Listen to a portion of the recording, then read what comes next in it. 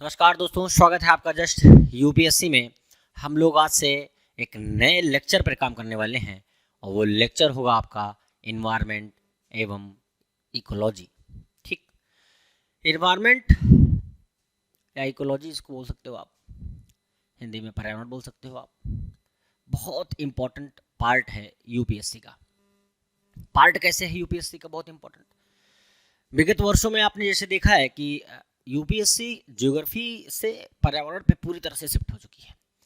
पर्यावरण पे शिफ्ट होने का रीजन ये है कि वर्तमान समय पर पूरे विश्व में सबसे ज़्यादा जो संकट पैदा हुआ है वो पर्यावरण से ही है, क्योंकि टेम्परेचर 1.2 और 1.5 के करीब पहुंच रहा है, जिसको हमें और नीचे लाने की ज़रूरत है।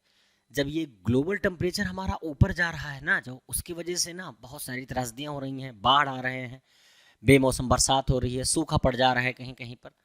तो इसके लिहाज से यूपीएससी में इसका वेटेज भी बढ़ गया है, पहला पॉइंट। दूसरा ये कि इसी के वजह से जो फॉरेस्ट सर्विस हमारी है वो जुड़ी हुई है यूपीएससी के साथ में। फॉरेस्ट सर्विस का जो सिलेबस है वो जब जोड़ा गया तो उसमें ये हुआ कि उसमें फॉरेस्ट में पूरी तरह पर्यावरण के लिए ही पूछेंगे सवाल, तो उसका भी जब लिंकअप हो गया तो इसका वेटेज ऑटोमेटिक बढ़ गया, क्योंकि वहाँ पे उनको भी कवर करना है, उन बच्चों को भी तो कवर करना है जो फॉरेस्ट की सर्विस की तैयारी कर रहे हैं। ठीक है, इंडियन फॉरेस्ट सर्विस में जाना है, आईएफएस में जिनको जाना होता है उनमें। फॉरेन सर्विस नहीं होगा, फॉरेस्ट सर्विस है, ये याद रखिएगा आप लोग। तो वेटेज उसका बढ़ जाता है। ये तो इतना हो गया। उसके बाद अभी जो है वो ज्योग्राफी का कंटेंट उन्होंने क्या है, कम कर दिया है। ज्योग्राफी कम पूछते हैं, 5-6 क्वेश्चन हार्डली पूछते हैं, ज़्यादा नहीं पूछते। उसके बाद अगर हम बात करें तो ज्योग्राफी में इन्वायरमेंट में जो आने का नेचर है क्वेश्चन का, वो आपका बहुत ज़्यादा खतरनाक भी है और बहुत ज़्यादा इजी भी है। जैसे मतलब पक्का है, मतलब जो कानून है आपके, जैसे कि इन्वायरमेंट से रिलेटेड जो कानून है वो आने ही आने हैं। ठीक है, सूचियाँ हो गई, विभिन्न प्रकार की सूची बनी हुई है, जैसे 1972 की वर्ल्ड लाइफ सेंचुरी की जो है वो सूची बनी हुई है, वो भी आती है। उसके बाद जो है आपके वर्ल्ड लाइफ सेंचुरीज आती हैं। उसके बाद फिर आपके टाइगर रिजर्व पूछ लेता है, कभी कभी राष्ट्रीय उद्यान पूछ लेता है।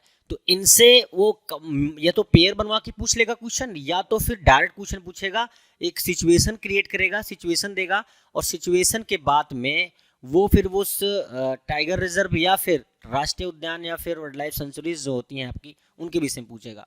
वन जीव अभ्यारण्य जिनको बोलते हैं, हर साल आते हैं, ये पक्का है। मतलब आप उठा के पेपर देख लीजिए, हर साल वहाँ से आते हैं।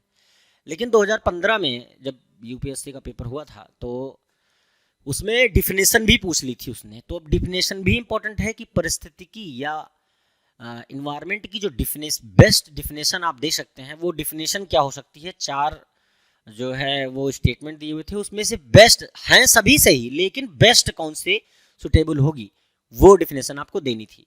जैसे पर्यावरण का मतलब क्या होता है, आपको जनरली हमको आपको सबको पता होता है, लेकिन रियलिटी क्या है कि यूपीएससी थोड़ा उससे बढ़ के पूछना चाहती है। जैविक, अजैविक, ये कुछ टेक्नोलॉजी है जो आपको याद रखनी है। जैविक क्या होता है, जैविक क्या होता है। जो हमारा पर्यावरण बना है वो कैसे बना है, स्थल मंडल, वायुमंडल एंड जैवमंडल, और स्थल जल मंडल, वायुमंडल एंड क्या कहते हैं आपका जल मंडल। ये कुछ मंडल्स हैं, मतलब अभी तो मैं ओवरव्यू बता रहा हूँ, ये इसमें हम लोग पढ़ेंगे। तो कैसे डिफिनेशन को हम डिफाइन करेंगे वहाँ पर कि बेस्ट क्या होगा, वो भी यहाँ पर जानेंगे। और उसके बाद साल भर 10 साल क्वेश्चन जैसे आ रहे हैं उसको भी देखेंगे। सेम यही पैटर्न रहा है यूपी पीसीएस का।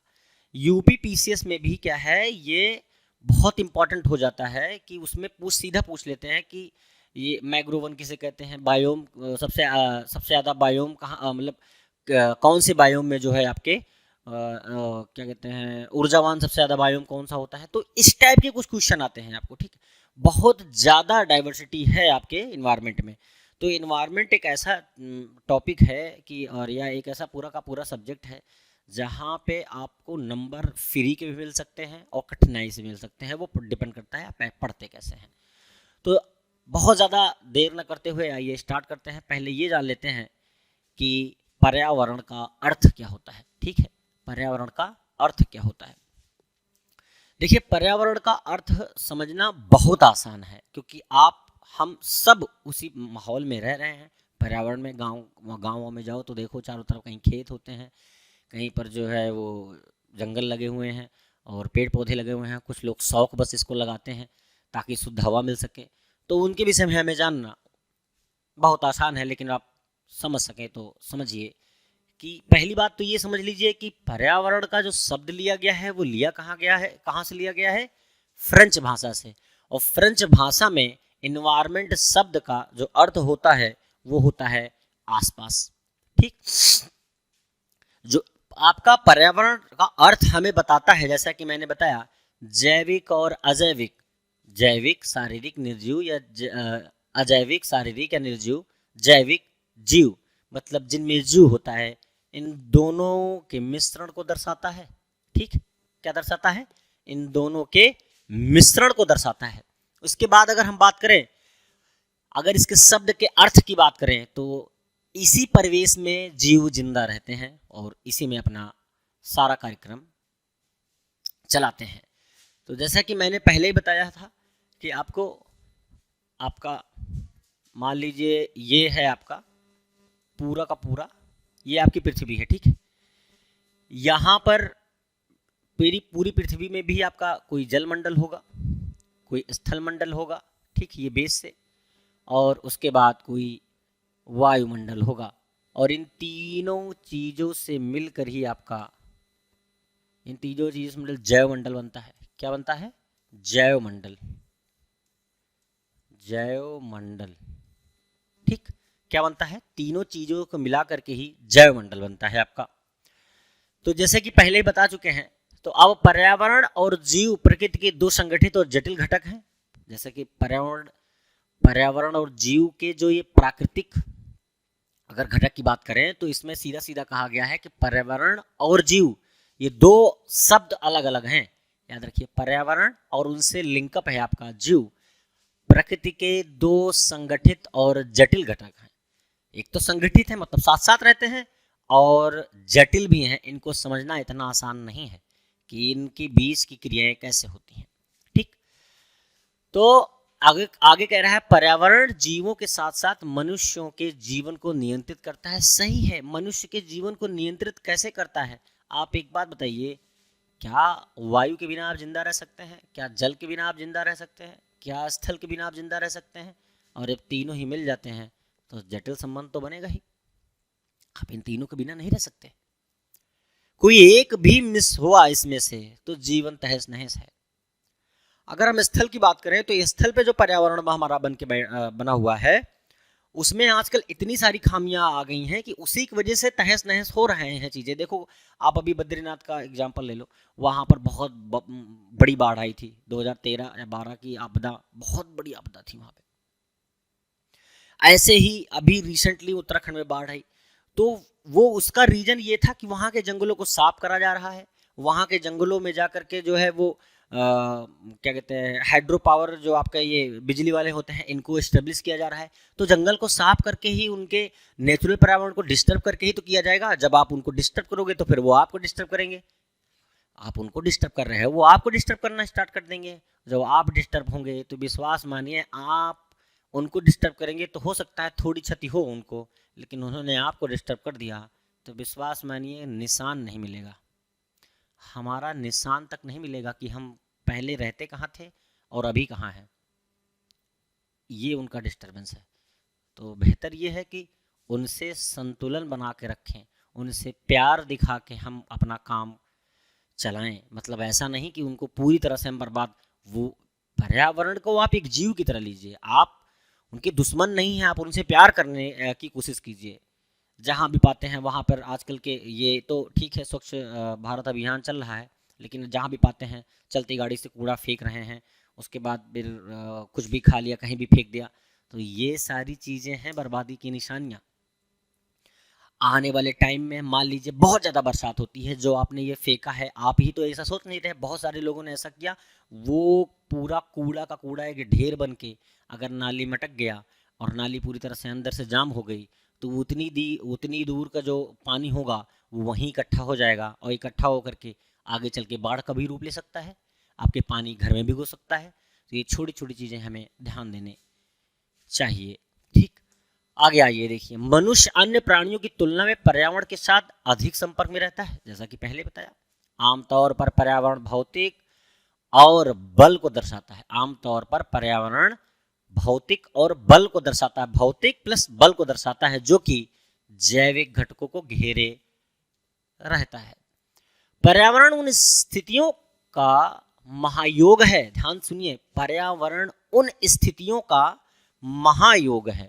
महायोग मतलब समझते हैं, पर्यावरण उन स्थितियों का महायोग मतलब ये, इसको मिला दो, ठीक, जो हमें निश्चित समय और स्थान के आसपास घेरे हुए हैं, जो हमें निश्चित समय, एक निश्चित समय है और स्थान के आसपास में घिरे हुए हैं, या भौतिक जैविक अभ्यास से, बहुत ध्यान से ये लाइन सुनिएगा, या भौतिक जैविक सांस्कृतिक तत्वों की संपर्क प्रणाली से बना हुआ है, जो कि आपस में व्यक्तित्व और सामूहिक दोनों रूप से आपस में जुड़ा हुआ है। ध्यान से सुनिएगा फिर से, यह भौतिक जैविक सांस्कृतिक, ये एग्जाम्पलर जब एग्जामिनर बनाएगा ना, तो वो इसको एज ए एग्जाम्पल ये डाल देगा उसी में, बेस्ट डेफिनेशन में, तो उसमें सीधा सीधा ऐसा लिखा होगा भौतिक जैविक सांस्कृतिक, तब फिर आपको लगेगा तो इसमें सांस्कृतिक तत्व तो आता ही नहीं है, फिर तो उसमें पीएचडी होगी और क्वेश्चन गलत हो जाएगा। लेकिन आते हैं, भौतिक जैविक सांस्कृतिक तत्वों की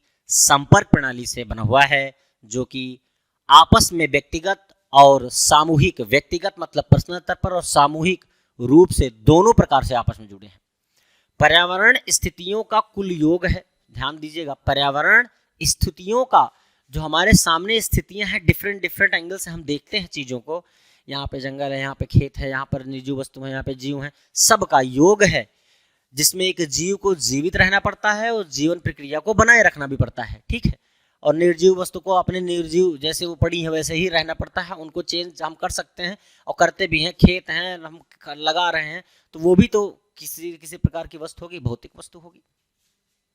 यह जीवित जीव की वृद्धि और विकास को प्रभावित करता है। सीधी बात है, अभी तो यही तो बता रहे हैं, जीवित जीव को ही प्रभावित करेगा, निर्जीव को प्रभावित नहीं करेगा, उनको इधर से उधर कर सकता है बस। अन्य शब्दों में कहें तो पर्यावरण उस परिवेश को दर्शाता है जो कि सजीवों को सभी तरफ से घेरे है और उनके जीवन को प्रभावित करता है। जैसा कि मैंने पहले बताया था आपको, ये देखिए, यही तो बताया है आपका, वायुमंडल, जलमंडल, स्थलमंडल और जैवमंडल से ये बना है। ये देखिए, मैंने पहले ही आपको डिक्लेयर कर दिया है, ये बना किससे है, आपका पर्यावरण, ठीक। और इसके घटक की अगर हम बात करें तो घटक में मिट्टी, पानी, हवा, जीव, सौर ऊर्जा, ये सब आते हैं। पर्यावरण ने एक आरामदायक जीवन जीने के लिए हम सभी को संसाधन प्रदान किए हैं, ठीक। अब पर्यावरण के घटक की वजह से कि मैंने बात की, तो घटक में कौन कौन सी चीजें आती हैं ये बता दिया है। घटक में मिट्टी आ जाती है, पानी आ गया, हवा आ गया, जीव, ये सारी चीजें उसके घटक में हैं, साथ साथ सौर ऊर्जा तो है ही। घटक की बात करें तो जैसे कि पहले बताया है, बना किससे है ये आप जान गए, लेकिन साधारणतः दो प्रकार से इसे विभाजित किया जा सकता है, सूक्ष्म पर्यावरण और माइक्रो पर्यावरण। क्या? सूक्ष्म पर्यावरण और माइक्रो पर्यावरण। अब इसमें से हम इसे दो अन्य प्रकार से भी विभाजित किया जाता है, शारीरिक और जैविक। तो आइए समझते हैं सूक्ष्म पर्यावरण का अर्थ क्या होता है। सूक्ष्म मतलब कि जीवों के निकटतम स्थानीय वातावरण, जीवों के निकटतम स्थानीय वातावरण। सपोज दैट, मान लीजिए आप यहाँ पे रह रहे हैं, ठीक, आप यहाँ पर रह रहे हैं, यहाँ पर आपके बगल में आपने क्या बनाया है, पेड़ पौधे बन लगाए हैं, ठीक, यहाँ पर आपने पेड़ पौधे लगाए हैं, ठीक, यहाँ पर आप चारागाह बना दिया आपने, यहाँ पर आपका खेत है, यहाँ आपने गाड़ियाँ पार्क कर दी हैं, और यहीं बगल में आपका रोड बन गया है, ठीक है, और यहीं पे आपका बहुत बढ़िया प्यारा सा गार्डन बना दिया है आपने, यहीं पर आपने पार्किंग ले ली है। तो इस टाइप का ये जो पूरा का पूरा आपको दिख रहा है, ये यही तो है जीव को निकटतम स्थानीय पर्यावरण। ये पर्यावरण बना दिया आपने, पेड़ पौधे आ गए, खेत हो गया आपका, बगीचा भी हो गया आपका, यहीं पर आपने जो है अपनी गाड़ियों के लिए भी पार्किंग बना दी, पार्किंग में चारों तरफ फूल लगा देते हैं बहुत सारे लोग, रोड बना दी, रोड के बगल भी आजकल चारों तरफ पेड़ पौधे लगाए हुए होते हैं, और सुंदर सी रोड बनाते हैं, चारों तरफ थैले भी रख देते हैं ताकि कूड़ा करकट ना हो पाए, ठीक। तो वही बता रहा है। इसके बाद अगर हम बात करें तो माइक्रो पर्यावरण का मतलब ये होता है चारों ओर के सभी भौतिक और जैविक परिस्थितियों के आसपास बाह्य रूप से जुड़े होने का मतलब कहने का, फिर से सुन लीजिए कि माइक्रो पर्यावरण, इसके बाहर भी तो कोई ना कोई पर्यावरण होगा। इसके बाहर के जो पर्यावरण हैं, इनके बाहर के जो पर्यावरण हैं उनके विषय में बात कर रहा है ये। मतलब इसके बाहर जो वातावरण होगा ना, उसको आपस में जोड़ने का, ये किसी और से भी जुड़ा, ऐसे मान लो किसी और ने भी किया होगा तो उनको, उनके विषय में कौन बताता है? माइक्रो पर्यावरण। भौतिक पर्यावरण क्या होता है? भौतिक पर्यावरण क्या होता है? भौतिक में सभी अजैविक कारकों एवं स्थितियों को दर्शाता है, जैसे कि तापमान, प्रकाश, वर्षा, मिट्टी, खनिज, ये सब अजैविक हैं, इनको याद रखिएगा। या वायुमंडल, स्थलमंडल, जलमंडल से बना है। जैविक पर्यावरण की अगर हम बात करें तो सारे जीव इसके अंतर्गत आते हैं, जैसे पौधे, जीव, सूक्ष्म जीव, ये सारे इसी के अंदर आ जाते हैं, ठीक। तो